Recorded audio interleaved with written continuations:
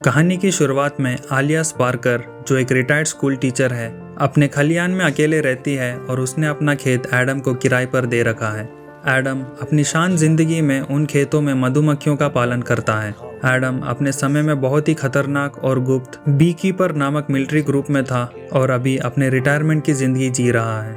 दोनों शहरी लाइफ से बहुत दूर हैं और अपनी रिटायरमेंट की ज़िंदगी पीसफुल तरीके से जीना चाहते हैं। रोज की तरह एडम आलियास को ग्रीट करता है और वो एडम को शाम में डिनर के लिए इनवाइट करती है। लेकिन उसी दिन आलियास को एक स्कैम कॉल आता है। कॉल में माइकी, जो यूनाइटेड डेटा ग्रुप की तरफ से बात करता है, बड़ी चालाकी से आलियास को फंसा लेता है और ओटीपी मांगता है।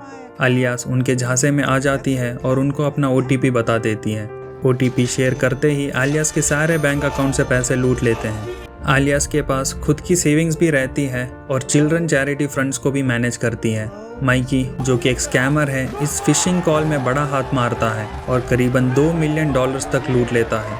आलियास पूरी तरह दिवालिया हो जाती है और उसे समझ में नहीं आता कि वो किससे मदद मांगे। आलियास की ज़िंदगी पूरी तरह उजड़ जाती है और वो इस इंसिडेंट को सह नहीं पाती और आत्महत्या कर लेती है। माइकी, जो इन सब का जिम्मेदार है, यूनाइटेड डेटा ग्रुप नाम की फेक कंपनी चलाता है और यहाँ सारे लोग कॉल सेंटर से उन लोगों को टारगेट करते हैं जिनको टेक्नोलॉजी के बारे में ज़्यादा आइडिया नहीं रहता। उसी दिन जब एडम अपने दिन का काम खत्म करके शाम में डिनर के लिए आलियास के घर पहुँचता है, तब आलियास की बॉडी मिलती है और बगल में एक बंदूक भी दिखती है। लेकिन उसी समय आलियास की बेटी वेरोना, जो एक FBI एजेंट है, एडम को बॉडी के साथ देखकर उसे लगता है कि एडम ने उसकी माँ का कत्ल किया है। वेरोना एडम को गिरफ्तार कराती है और उससे पूछताछ करती है। एडम बताता है कि वो इसके बारे में कुछ नहीं जानता। एडम को पुलिस वाले सुबह रिहा कर देते हैं क्योंकि उसके खिलाफ उनको कोई सबूत नहीं मिलता। वेरोना जब अपनी माँ का लैपटॉप देखती है, तब उसे पता चलता है कि उसकी माँ फिशिंग स्कैम का शिकार हुई है, जिसके वजह से उसने आत्महत्या कर ली। वेरोना एडम से कल के बिहेवियर के लिए माफ़ी मांगती है और एडम भी समझता है कि ये वेरोना के लिए बहुत ही मुश्किल पल है। दोनों कुछ देर तक बातें करते हैं और वेरोना बताती है कि उसकी माँ स्कैम का शिकार हुई है। वेरोना बताती है कि ये ग्रुप 2 साल से ऑपरेट कर रहा है और उसके पास इसके बारे में कोई इन्फॉर्मेशन नहीं है। एडम को ये सुनकर बहुत गुस्सा आता है क्योंकि उसकी ज़िंदगी में आलियास के अलावा कोई भी नहीं था और वो ही थी जो उसकी केयर करती थी। उसे देखकर ऐसा लगता है वो इसका बदला ज़रूर लेगा और आलियास को इंसाफ दिलाएगा। एडम अपने सैटेलाइट फ़ोन से अपने पुराने ऑर्गेनाइजेशन बी कीपर पर फ़ोन करता है और उनसे इन स्कैमर के नाम और एड्रेस के बारे में पूछता है। जैसे ही एडम को इन स्कैमर का एड्रेस मिलता है, वो तुरंत अपनी कार में अपने साथ 2 कैन पेट्रोल लेकर वहाँ के लिए निकलता है। Adam United data group company के सामने पहुँचता है। वहाँ कुछ गार्ड्स उसे रोकने की कोशिश करते हैं, लेकिन एडम के सामने उनका कुछ नहीं चलता। एडम अपने साथ पेट्रोल लिए उस कॉल सेंटर में घुस जाता है और वहाँ काम करने वाले कर्मचारी को वहाँ से निकलने का एक मौका देता है। शुरू में सब उस पर हंसते हैं, लेकिन जब वो 1-2 को तोड़ता है, तब सबकी होश ठिकाने आ जाती है। माइकी, जो इस कॉल सेंटर को चला रहा होता है, अपने साथ कुछ गार्ड्स और लाता है, लेकिन कोई भी एडम के सामने टिक नहीं पाता। एडम कॉल सेंटर में पेट्रोल छिड़क कर पूरी बिल्डिंग को जला देता है। माइकी अपने बॉस डेरिक को फ़ोन करता है और इसके बारे में सब कुछ बताता है। डेरिक, जो कि बहुत ही पावरफुल इंसान है, उसकी पहुंच बहुत ऊपर तक है। डेरिक का पर्सनल बिजनेस कंसल्टेंट एक रिटायर्ड CIA एजेंट है। डेरिक को लगता है ये हमला कुछ दिन पहले हुए स्कैम से जुड़ा हुआ है और माइकी को कहता है कि वो पिछले कुछ हफ्ते में जो भी स्कैम्स हुए हैं उनके एड्रेस पर जाएं और इसकी तहकीकात करें। माइकी अपने साथ कुछ गुंडों को लेकर पिछले हफ्ते में हुए स्कैम किए हुए लोगों के एड्रेस पर पहुंचता है और रिसेंट दिनों में आलियास ही उनकी सबसे बड़ी शिकार थी। और जब उसके एड्रेस पर पहुंचते हैं, तब उसे एडम दूर से नजर आता है। माइकी अपने साथियों के साथ एडम का पीछा करता है और उसके फार्म हाउस में पहुंचता है। एडम को इन सब सिचुएशन में कैसे हैंडल करना है वो अच्छी तरह जानता है। फार्म में एडम एक एक करके माइकी के सारे साथियों को मार देता है और माइकी के लेफ्ट हैंड की सारी उंगलियां कटर मशीन से काट देता है। माइकी वहां से कार में भागकर एक सुनसान ब्रिज के पास पहुंचता है और अपने बॉस डेरिक को फोन करता है और उसे बताता है उसका ये हाल साधारण बी कीपर, जो कि एडम ने किया है। लेकिन उसी समय एडम वहां पहुंचता है और माइक को बेल्ट से अपने कार से बांधकर ब्रिज से फेंक देता है। फोन में वो डेरिक से बात करता है और उसे बताता है कि उसका अगला शिकार वही है और वो अपने आप को बचा सकता है तो बचा ले। डेरिक इसके बाद बहुत ही घबरा जाता है और अपने सिक्योरिटी एडवाइजर वॉलस से एडम के बारे में पूछताछ करता है। वॉलस बी कीपर नाम सुनते ही घबरा जाता है और डेरिक को बी कीपर के बारे में बताता है। बी कीपर एक बहुत ही खतरनाक ऑर्गेनाइजेशन है और उनसे कोई नहीं बच सकता, और उसे बताता है कि अगर कोई बी कीपर तुम्हारे पीछे पड़ जाए तो उसे कोई नहीं बचा सकता। अगले पल वाइली, जो FBI एजेंट है, और अपने टीममेट वेरोना के साथ हमले वाली जगह पर पहुंचता है। जब वो इस हमले के बारे में तहकीकात करता है तब वाइली बताता है कि इसी जगह से स्कैमर ऑपरेट करते हैं और शायद इन्हीं लोगों ने उसकी मां को स्कैम किया होगा। जैसे ही वो इन्वेस्टिगेट करते हैं तब उनको एडम के बारे में पता चलता है। वेरोना बहुत ही क्यूरियस हो जाती है कि ये एडम कौन है और उसके बारे में बहुत जानने की कोशिश करती है, लेकिन पुलिस डेटाबेस में उसका कोई रिकॉर्ड नहीं मिलता। इस तरफ डेरिक के सिक्योरिटी एडवाइजर वॉलेस अपने CIA डायरेक्टर जैनेट से एडम से लड़ने के लिए मदद मांगता है। जैनेट उनको बताती है कि एडम एक रिटायर्ड बी कीपर है और एनसेटे, जो एक बी कीपर है, उसे एडम की सुपारी दी गई है। अगले पल जब एडम पेट्रोल पंप पर अपने कार में पेट्रोल भरवा रहा होता है तब बी कीपर एनसेटे उस पर ऑटोमेटिक बंदूक से हमला कर देती है। भले वो बहुत ही फास्ट और हाईली स्किल्ड है, लेकिन एडम के सामने उसका कुछ मुकाबला नहीं होता। एडम उसके ऊपर हनी की बोतल फेंक देता है और लाइटर से जला देता है और उसे खत्म करके वहां से चले जाता है। जैनेट वॉलेस को बताती है कि एनसेटे की मौत के बाद कोई दूसरा बी कीपर ग्रुप से एडम के खिलाफ लड़ने के लिए तैयार नहीं है और वो इस लड़ाई में उसकी कोई मदद नहीं कर सकती। वॉलेस डेरिक की सुरक्षा के लिए एक्स आर्म फोर्स की ग्रुप को तैयार करता है। अगले पल FBI एजेंट वाइली और वेरोना पेट्रोल पंप में हुए हादसे की तहकीकात करते हैं और वो पूरी तरह श्योर होते हैं कि इन सब के पीछे एडम का ही हाथ है।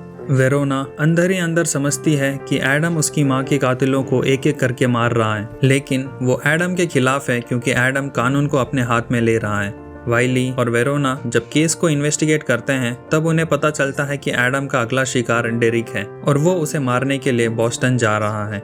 बॉस्टन में डेरिक की दूसरी कंपनी है 9 स्टार यूनाइटेड, जो इन फेक कॉल सेंटर का हेड ऑफिस है।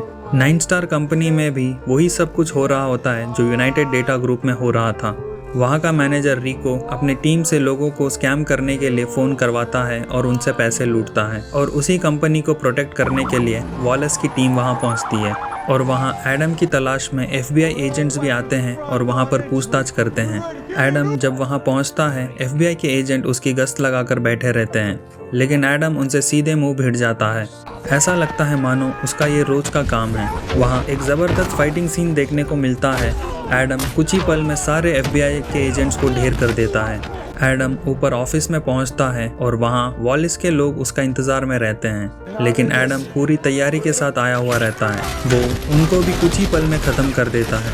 वहां का मैनेजर रिको को बंधक बनाकर उसे पूरे सिस्टम और अपने बॉस के बारे में पूछता है। रिको बताता है कि उसका बॉस बहुत ही पावरफुल इंसान है और वो उसे छू भी नहीं सकता। रिको ये बताना चाहता है कि डेरिक की माँ जेसिका डैनफोर्थ है, जो अमेरिका की प्रेसिडेंट है। रिको के हिसाब से डेरिक अमेरिकन प्रेसिडेंट का बेटा है और वो उसे कभी नहीं मार सकता, लेकिन एडम उसे कहता है भले कोई कितना भी पावरफुल हो वो उसे छोड़ेगा नहीं। इस तरफ वाइली और वेरोना भी अपनी टीम के साथ उस जगह पर पहुंचते हैं। बिल्डिंग में वाइली का सामना एडम से होता है और लड़ाई में एडम विली से बंदूक छीन लेता है। इससे पहले कि एडम उसे मार सके, वाइली अपनी जान की भीख मांगता है। एडम किसी निर्दोषी को मारना नहीं चाहता, इसीलिए वो उसे वार्निंग देकर छोड़ देता है। वेरोना मैनेजर को अरेस्ट करवाती है और उसे पूछताछ करती है। पूछताछ करने पर वेरोना की टीम को पता चलता है कि इन सारे कंपनियों की पेरेंट कंपनी डैनफोर्थ एंटरप्राइजेस है, जो एक फाइनेंशियल फ्रॉड ढूंढने में मदद करती है और सारे गवर्नमेंट एम्प्लॉयज उसे यूज करते हैं। लेकिन इसमें चौंकाने वाली बात यह रहती है, डैनफोर्थ एंटरप्राइजेस कंपनी की मालिक जेसिका डैनफोर्थ है, जो फिलहाल अमेरिका की प्रेसिडेंट है। FBI के एजेंट को लगता है कि अमेरिकन प्रेसिडेंट ने अपने कैंपेन के लिए पैसे जुटाने के लिए ये फ्रॉड किया है और उसी कैंपेन में जो भी डोनेशन है सारा ब्लैक मनी का है। वेरोना जब ये सारी इन्फॉर्मेशन अपने डायरेक्टर को बताती है, डायरेक्टर समझता है कि ये केस बहुत ही सेंसिटिव है और इनको सोच समझ के इन्वेस्टिगेशन करना होगा। डायरेक्टर बताता है कि वो अमेरिकन प्रेसिडेंट से मिलेगा और इसके बारे में बात करेगा, लेकिन फिलहाल तब तक वो बी कीपर यानी एडम को ढूंढे और उसको जेल में डालें। वेरोना बताती है कि एडम तब तक नहीं रुकेगा जब तक अमेरिकन प्रेसिडेंट को ना मारे, और एडम समझता है कि इन सब के पीछे अमेरिकन प्रेसिडेंट का हाथ है और वो उसको मारने वाला है। डायरेक्टर अमेरिकन प्रेसिडेंट की सिक्योरिटी बढ़ा देता है। वॉलेस भी डेरिक की सुरक्षा के लिए टॉप सिक्योरिटी पर्सनल लोगों को अपॉइंट करता है। वॉलेस सिक्योरिटी के लिए लजारुस को अपॉइंट करता है, जो इन सब कामों में बहुत ही माहिर है और पहले भी उसका सामना एडम के साथ हो चुका है।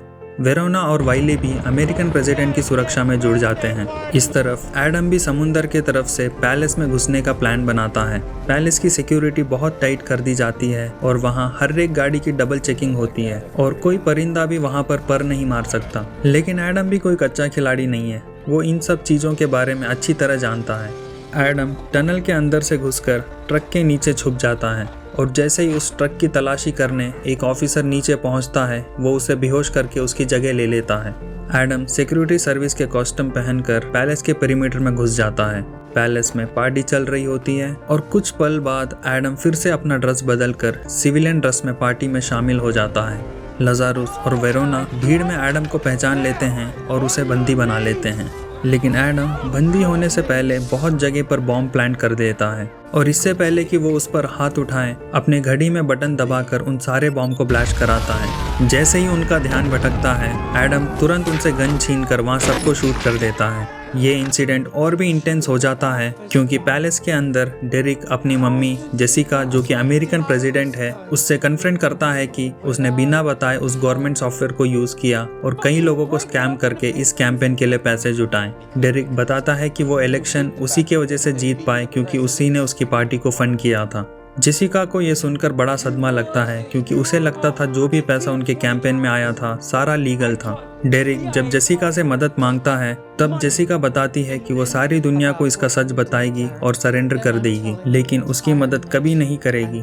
इस तरफ एडम धीरे धीरे करके पैलेस के अंदर पहुंचता है। रास्ते में जो कोई भी आता है वो सबको खत्म कर देता है और स्पेशली उसका सबसे बड़ा कांटा लजारुस उससे काफी समय तक लड़ने के बाद आखिर में उसे भी खत्म कर देता है। एडम कमरे के इस तरफ होता है और कमरे के उस तरफ डेरिक, जेसिका और FBI का डायरेक्टर। जैसे ही डेरिक को पता चलता है कि जेसिका उसकी मदद नहीं करेगी, वो परेशान हो जाता है और बंदूक अपने हाथ में लिए घबराकर डायरेक्टर को शूट कर देता है। और जैसे ही एडम उस कमरे में पहुंचता है, डेरिक अपनी माँ जेसिका, जो कि अमेरिकन प्रेसिडेंट है, उसे बंदी बना लेता है। उसी पल वेरोना भी कमरे में पहुंचती है और एडम को सरेंडर करने के लिए कहती है, लेकिन एडम उससे कहता है कि वो कानून को नहीं इंसाफ को चुने। और इससे पहले कि डेरिक जेसिका को शूट कर सके, एडम सीधा हेडशॉट मारता है जिससे डेरिक की तुरंत मौत हो जाती है और खिड़की से कूदकर समुंदर की तरफ दौड़ता है। मूवी के आखिरी सीन में वेरोना एडम की तरफ बंदूक ताने खिड़की के पास खड़ी रहती है। उसके पास पूरा मौका रहता है कि वो एडम पर शूट कर सके, लेकिन कहीं ना कहीं वो भी समझती है कि पूरा सिस्टम ही करप्ट है और एडम जो कुछ भी कर रहा था वो सही था, इसीलिए वो उस पर शूट नहीं करती और वहां से भागने का मौका देती है। एडम वहां समुंदर के पास पहुंचता है और अपना स्विम सूट पहनकर समुंदर में गायब हो जाता है। अगर आपको ये मूवी पसंद आई तो लाइक करें, सब्सक्राइब करें और ऐसे ही वीडियोस देखने के लिए हमारे साथ जुड़े रहें।